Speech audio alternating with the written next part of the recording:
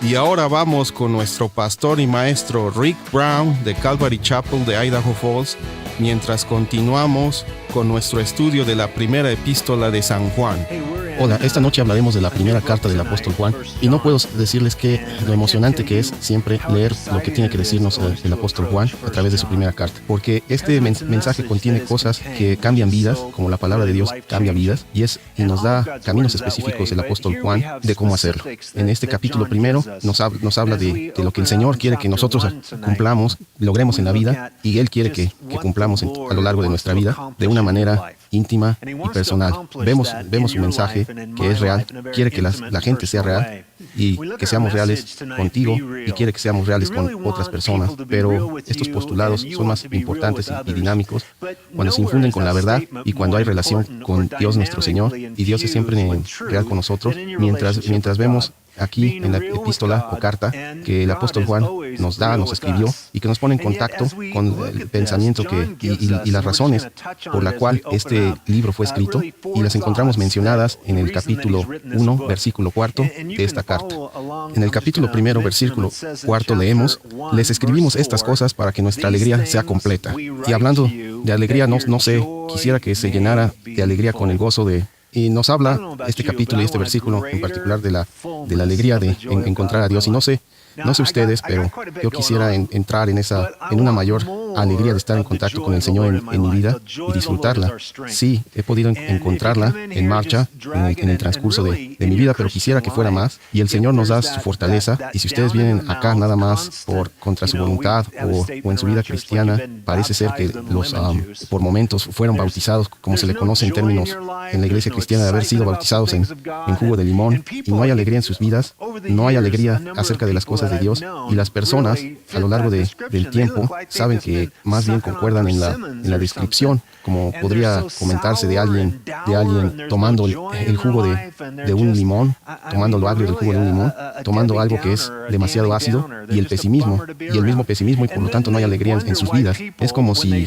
hubiera una fulanita malapata o menganito malapata, que es una tristeza estar cerca de ellos. No saben cuándo las personas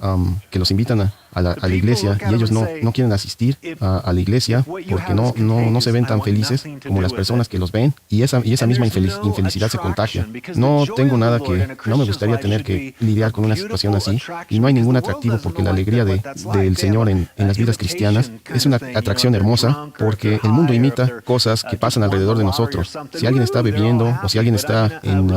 fuera de sí, o si alguien ganó la lotería o algo espectacular pasa, son felices, pero esa es una felicidad aparente. La realidad es que no hay más alegría que Dios esté en nuestra vida. Y Dios quiere nuestra alegría en nuestra vida, y la va a producir, la va a encaminar hacia nosotros por medio de su Espíritu. Mientras estudiamos este libro, porque esto es lo que el apóstol Juan nos dice del Espíritu Santo. De hecho, el Espíritu Santo lo inspiró a escribir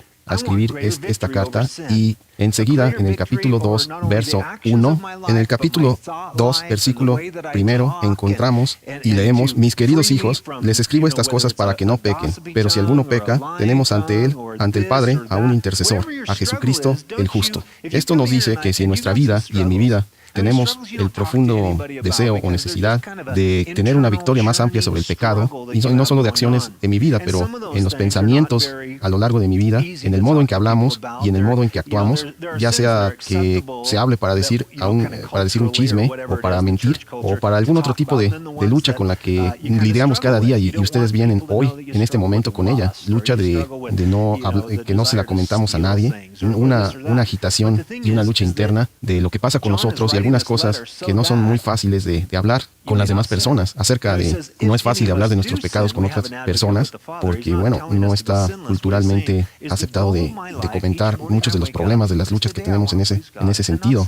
como si alguien hablara de tener el deseo de, por ejemplo, de robar cosas, o esto o el otro, o algo similar. Pero las cosas de las que el apóstol Juan escribe en esta carta nos habla del pecado ahora. Él dice: si cualquiera de nosotros peca, vamos a tener un abogado con nuestro Padre Celestial. El apóstol Juan no está hablando de vivir una vida sin pecado. Él está hablando de que es una meta en nuestra vida cada mañana y despertar y complacer a Dios nuestro Señor y no pecar, porque el Señor nos dice que nos complacerá si llevamos una vida sin pecado de nuestra naturaleza misma, porque muchas veces es como un volcán a punto de hacer erupción en cualquier momento y queremos una gran victoria sobre el pecado. De hecho, nos dice en el versículo 26 del mismo capítulo 2, ahí encontramos una gran advertencia y hay muchos que tienen esta situación cuando vienen a una instrucción pastoral, pero dice cosas concernientes o relacionadas con ser engañados, cuando las personas no quieren oír, pero Juan aquí nos escribe que es la gente que ama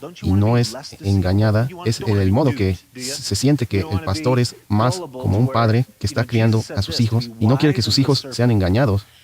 Nosotros queremos saber qué clase de educación le damos a nuestros hijos y el apóstol Juan nos dice, ustedes tienen que continuar y ser más inteligentes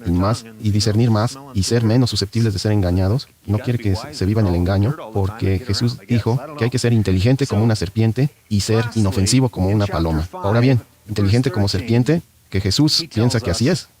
Quizás sea porque son casi ciegas y se mueven a través de diversas cosas y se van guiando por la lengua, que supuestamente les sirve a la vez para olfatear y moverse a través de varias cosas, incluyendo los escombros, lugares no muy agradables. Supongo que por eso se considera que es un animal inteligente. Y finalmente, en el capítulo 5, verso 13, nos habla de estas cosas, de que se han escrito, de quién cree en el camino del Hijo de Dios, porque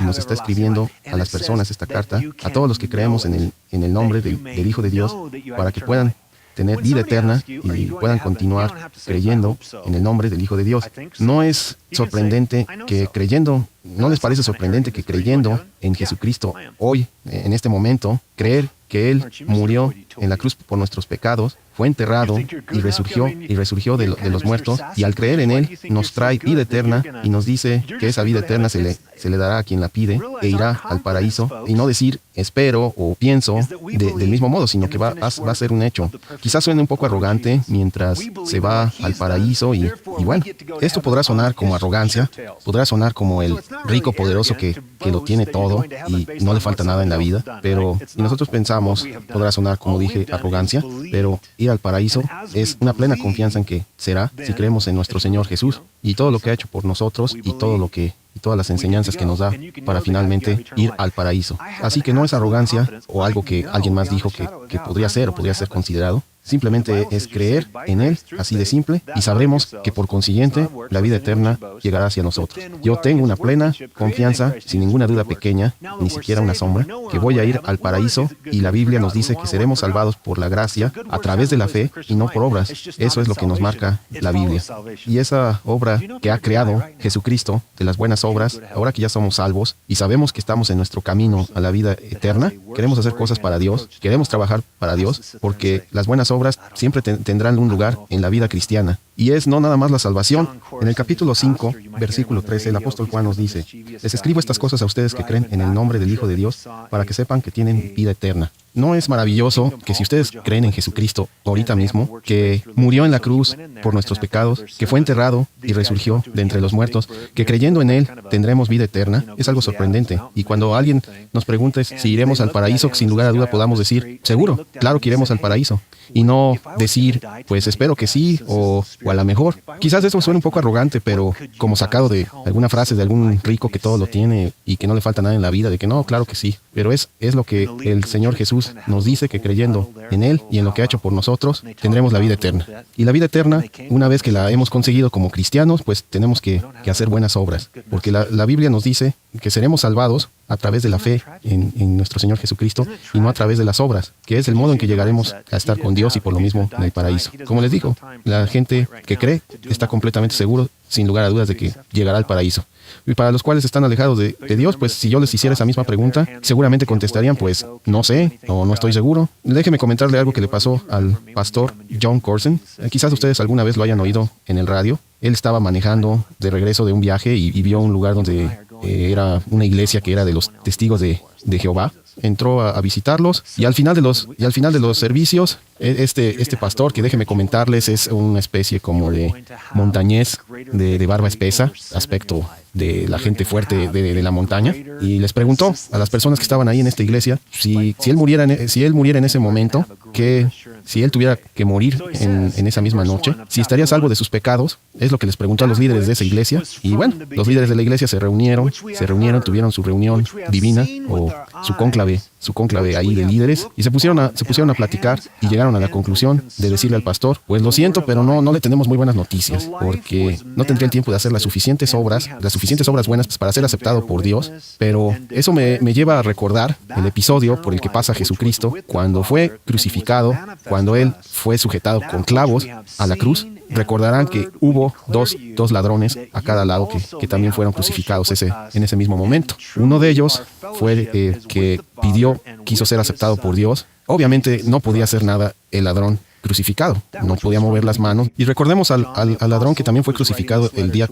que Jesucristo fue crucificado. Estaba ahí en la cruz y no podía moverse, por lo mismo no podía hacer nada más que estar ahí. Sin embargo, le preguntó a Jesucristo de que una vez que estuviera en el paraíso, que se acordara de él. Y el Señor Jesús, pues como ustedes recordarán, le dijo: sí, esta noche estarás conmigo en el paraíso. Entonces, esto nos da la confirmación de que las obras sí son importantes como cristianos, mas sin embargo lo que nos da la salvación es la fe en creer en Jesucristo nuestro Señor. También encontramos en el versículo 1, capítulo 1,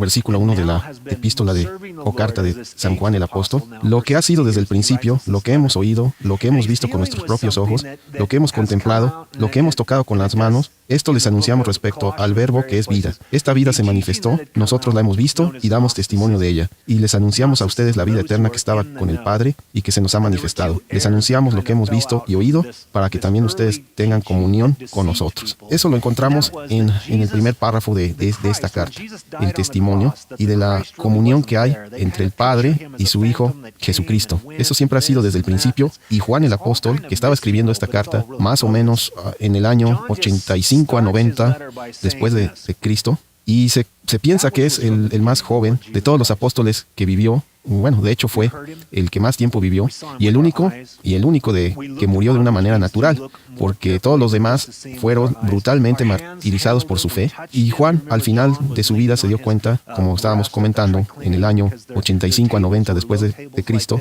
de esa relación personal que tuvo con Dios nuestro Señor, desde que vio y tuvo testimonio de su crucifixión y su posterior resurrección, y que estuvo sirviendo a nuestro Señor. Obviamente, pues transcurrió su vida, y ahora, más o menos a una edad de 60 años, escribe esta carta y está lidiando con algo que también lo hace en el libro de Colosenses y en varios lugares donde él fue a dar sus enseñanzas, y algo que tuvo que convivir, que es que el gnosticismo, en las primeras enseñanzas que engañaron a las personas, y en el principio de la religión cristiana, y es uno de los errores. Jesucristo, cuando murió en la cruz, ellos piensan que Cristo realmente no estaba ahí, sino que era una especie como de fantasma que vino y se fue, y una idea mística de ese estilo. Pero Juan, el apóstol Juan, San Juan, nos dice que en esta carta que fue al principio que el Señor Jesucristo, nuestro Señor Jesucristo, que Él, en el primer párrafo nos manifiesta que Él lo vio y dio testimonio, y por todos los medios tangibles vio la crucifixión y resurrección de nuestro Señor Jesucristo. Y estos pensamientos del apóstol Juan en su carta los escribió más o menos entre el año 85 a 90 después de Cristo, después de haber tenido aproximadamente unos 60 años de una relación personal íntima, inclusive con los caminos que le trazó Dios nuestro Señor. Y él observó la crucifixión y la resurrección personalmente, observó la crucifixión y resurrección de nuestro Señor Jesucristo, y ya en una edad madura, después de unos 60 años de tener ese conocimiento, ese camino, escribe esta letra y empezó a lidiar con algunos de los problemas que se presentaron en ese entonces, y también lo hace en el libro de los Colosenses de la Biblia, y en varios lugares que él tuvo que impartir su enseñanza, y es el haberse encontrado frente a frente con el gnosticismo, que uno de los errores del gnosticismo, y que fue engañoso en ese momento y es engañoso, es que ellos creen que cuando Jesús muere crucificado, que no estaba ahí, que era una especie como de fantasma, y una serie de circunstancias místicas relacionadas con eso. Por eso el apóstol Juan comienza diciendo en este libro, en esta carta, que él constató de manera tangible, vio, oyó, observó, e inclusive, pues como ustedes recordarán y sabemos, él compartió la mesa en lo que es llamado la última cena. Si ustedes son o han sabido de las costumbres que tienen en el Medio Oriente, pues en esa mesa casi estar codo con codo. Se saludaron. Es costumbre en el Medio Oriente el que se saluden los hombres de beso. Y todo eso lo pasó Juan a lo largo de su vida. Tuvo una convivencia muy cercana con todos estos eventos de la vida de nuestro Señor Jesucristo, cuando Dios se convirtió en hombre. De eso nos habla en la primera parte de esta carta. Y bueno, habla también de que en el libro de los Efesios, en el capítulo 2, que si se convive con los pecados, no estamos viviendo con Dios. Tenemos un cuerpo, pero el alma, lo importante que es nuestra alma, no está con Dios. Sin embargo, pues Dios, a través de Jesucristo, llega a este mundo, a esta vida, y nos habla de que podemos tener esta relación, y puede haber esa comunicación, y puede haber esa hermandad. Mucha gente me pregunta acerca de si... Mucha gente dice, no soy muy religioso, y yo les contesto también como pastor, bueno, yo tampoco soy muy religioso también, pero tienen la duda cuando alguien contesta como pastor, el contestar de ese modo, que uno no es muy religioso. Pero si se va a la definición de religión, la definición de religión, pues se puede decir que es el esfuerzo, el intento del hombre, del camino hacia Dios. Pero la cristiandad nos enseña que Dios, al ser el iniciador y luego regresar a estar entre el mundo humano, existe esa relación. No soy de la idea de jugar un juego religioso. Esto no trabaja en nuestros corazones y en nuestras vidas cuando Dios no es real, cuando realmente Dios no se manifiesta realmente. Y al final de este capítulo, Juan nos quiere destacar que la vida fue manifestada y fue revelada. En el versículo 1 es acerca de el tener evidencia, el haber constatado físicamente la realidad de Jesús. Él fue Dios encarnado, Dios en su forma humana. No fue un fantasma, definitivamente no fue un fantasma. Él fue la real, y en el versículo 2 nos habla de poseer un testimonio. Y eso es lo que Juan está haciendo, dar el testimonio y declarar, mencionar que la vida eterna estaba con nuestro Padre Celestial y fue manifestada a nosotros por Jesús, inclusive antes de la creación del Hijo, que estuvo con el Padre. Y ahora Juan, el apóstol Juan, está declarando a nosotros que esta relación que tuvo con Jesús, los apóstoles, y que Jesús quiere que sepamos este tipo de relación con el Señor, ahora no es el mismo tipo de relación que podamos, ha cambiado el tipo de relación, no es algo que podamos tener en nuestras manos o que podamos oír o ver en este mundo físico. Ustedes recordarán cuando Santo Tomás pasa la resurrección, y otros discípulos en ese domingo, cuando Jesús se reveló a él mismo a sus discípulos, y cuando Santo Tomás, cuando él aparece una vez resurrecto enfrente de ellos, y Santo Tomás escépticamente le dice, yo no voy a creer hasta que ponga mis dedos en los hoyos de las heridas de sus manos. Y Jesucristo, una vez resurrecto, le dice que no dude, que por eso es conocido Santo Tomás por sus dudas, pero tuvo oportunidad de constatar las heridas ese día domingo, y se reveló que había sucedido la resurrección a Santo Tomás. Y dijo, bueno, él pudo comprobar que realmente sucedió, y que no era un fantasma, que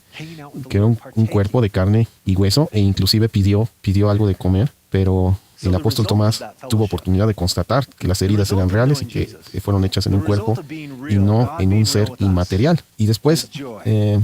suceden entre ese tipo de eventos hasta el día de hoy, 2000 años después de que Juan y los apóstoles convivieron con nuestro Señor en el camino y en las obras de Él. Bueno, 2000 años después tenemos que hay hermandad cristiana en países como Checoslovaquia, o Uganda en África, o Bangalore en India, o donde haya una iglesia que sea cristiana y se tenga fe en la muerte y resurrección de nuestro Señor, y por lo mismo esté el Espíritu Santo. Habrá hermandad entre ellos, existirá lo que se conoce como koinonia, que significa compartir una comida, compartir la comunión. Compartir es lo que significa la palabra koinonia. El compartir como cristianos es una labor que se da dentro de la iglesia y formar una hermandad, como dice la palabra griega koinonia, que significa compartir una comida, compartir una comunión, participar de Dios en nuestro corazón y tener a Dios en nuestro corazón. Nos lleva a estar juntos y tener una hermandad con la gente que piense igual. Es lo que también nos dice el apóstol Juan. Y de hecho, pues recordemos en el versículo 4 de esta primera carta, donde dice que, y hemos escrito estas cosas para que se llenen de alegría. Y he visto a lo largo de mi vida las vidas cambiar cuando Cristo se convierte en Salvador y se convierte en testigo presencial de la alegría, del gozo, inclusive a través de tiempos difíciles y a través de dificultades y devastaciones y tragedias y todas esas cosas. Sin embargo, la alegría que produce y el gozo que produce nuestro Señor es algo increíble, algo fuera de este mundo. He tenido ese gozo y ese privilegio de la alegría en esta hermandad con Dios nuestro Señor y el participar en la iglesia. Ser un cristiano, pero como lo he dicho, es parte de la dinámica cristiana, porque al igual que mucha gente, leo mi Biblia y rezo, y sé que todo esto está muy bien, pero siendo exactos, el venir a misa es no ir al paraíso, de ninguna manera. O sea, implica, el venir a misa es ser llenado con las buenas cosas que nuestro Señor nos da, y venir en hermandad, alabar a nuestro Señor de una manera en persona. Al igual que nosotros venimos a oír la palabra de Dios en persona, también amamos en persona, y eso produce una dinámica de alegría, porque toda la semana presenciamos y estamos en diferentes eventos que marcan nuestro estilo de vida y que pone a prueba nuestra integridad y moralidad, y nos sentimos como una minoría. Y solamente en un servicio en la iglesia es el único día de la semana, ya sea miércoles o ya sea sábado o ya sea domingo, cuando un pequeño grupo de hermanos, de confraternos, nos juntamos con otros hermanos y hermanas y nos convertimos en mayoría, y nos emociona conocer cada día más de la Biblia, hacer buenas obras, y un amigo perfecciona a un amigo ayuda a otro amigo, y se vuelve una fraternidad con Dios, y podemos experimentar los cristianos un gozo mayor, un gozo doble al estar unidos en la iglesia, porque nos podemos convertir o puede ser que uno de ustedes sea cristiano de televisión o cristiano de radio, o solo una isla o un cristiano aislado que no tenga contacto con nada más. No habrá ese gozo. No se podrá experimentar ese gozo mientras no se acompañe de Dios, porque ese es el lugar donde se edifica y se construye a través de la semana. Como ya se comentó, experimentamos muchas dificultades y es el único tiempo en que se puede convivir y perfeccionarse como persona, y con la ayuda de otros hermanos y hermanas, porque muchas cosas pueden robarnos la alegría o el gozo, como el pecar, el no tener dominio de nuestra vida. Y bueno, siendo cristiano por 26 años y teniendo altas y bajas, en especial en los primeros años, cuando todo empezó a desarrollarse dentro de esta iglesia y empezarse a desarrollar como cristiano, siempre existirán retos y dificultades, pero ahora sé que contando con Dios y a través de la limpieza que nos brinda la sangre de nuestro Señor Jesús, es el camino que se debe de seguir y no dejarse como una oveja aislada en el pecado. Y también habrá muchos cristianos que con el tiempo hayan luchado con diferentes cosas, entre ellas con la misma naturaleza del pecado, y jugar con esa naturaleza, contra esa naturaleza, jugar como cuando uno jala la cuerda, a ver quién puede más. Pero se acerca mucha gente y me comenta y me dice, pues estoy batallando, tengo problemas, pero todos estamos en las mismas circunstancias, en el mismo camino. Y sé que es difícil, pero ahora sé que el apóstol Pablo, cuando menciona que Jesucristo vino al mundo para salvar a los pecadores, de los cuales, pues, al ser pastor es el de los pecadores en jefe, estoy consciente de que el cristiano tiene que encontrar esa fuerza y esa grandeza en Dios nuestro Señor, y que, bueno, parte de esa naturaleza y parte de las circunstancias de la vida es batallar con uno mismo y batallar con el pecado. Y volviendo al tema, mucha gente se acerca y me dice, pues estoy batallando, estoy luchando. Y yo les digo, bien por ustedes, pero mucha gente pensará que esa es una afirmación insensible o inclusive cruel, el que se mencione bien por el que esté batallando a alguien o que esté luchando. Pero luchar es una palabra que se conoce muy comúnmente entre todos los cristianos, porque después de todo el mundo batalla, todo el mundo lucha contra las tentaciones, y mientras haya lucha, bien por las personas que hayan lucha. Mal cuando se olvidan, cuando se rinden y se regresa a las cosas mundanas que no aportan nada, entonces ahí sí habrá una gran pérdida y una tristeza, cuando se regresa a las cosas mundanas, a los vicios, al estilo de vida alejado de Dios. Por eso qué bueno que se luche, porque mientras se luche, eso significa que habrá un deseo de complacer a Dios, y el pecado, la naturaleza pecadora es